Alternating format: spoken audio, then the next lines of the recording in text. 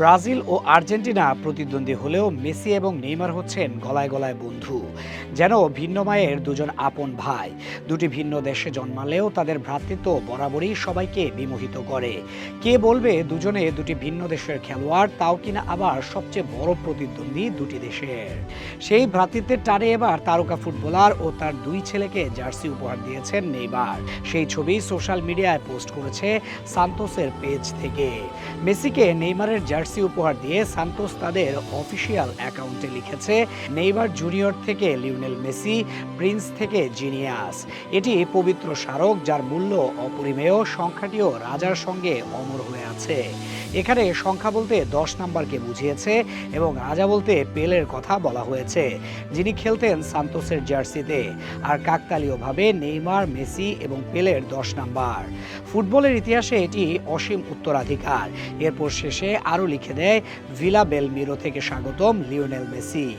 এমন ক্যাপশনে যে ছবি পোস্ট করা হয় সেখানে দেখা যায় মেসি তার দুই ছেলে থিয়াগো ও সিরো মেসিকে নিয়ে জার্সি হাতে দাঁড়িয়ে আছেন।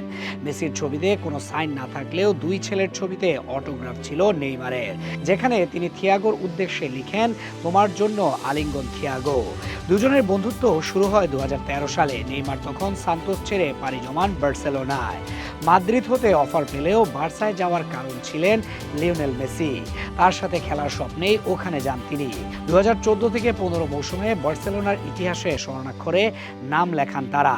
চ্যাম্পিয়ন্স লিগ, লা লিগা ও কোপা দেল রে জিতে উপহার দেন ট্রেবল।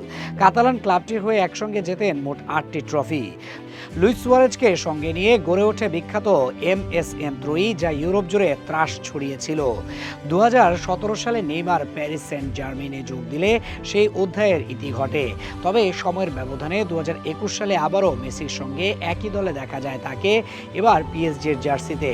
তবে সেখানে বেশি দিন থাকা হয়নি দুজনের, এমনকি জুটিও জমেনি খুব একটা। মেসি ছিলেন না ছন্দে, নেইমার ছিলেন বেশিরভাগ সময় ইনজুরিতে। এরপর দুজনেই ছেড়ে দেয় ক্লাব। এখন মেসি আছেন মায়ামিতে, নেইমার খেলছেন সান্তোসে। তবে কি দুই বন্ধুকে আরও একবার দেখা যাবে একই ক্লাবে? সেটা তো সময়ই বলে দেবে। আপাতত না হয় মেসি ও তার পরিবার নেইমারের উপহারটা উপভোগ করুক।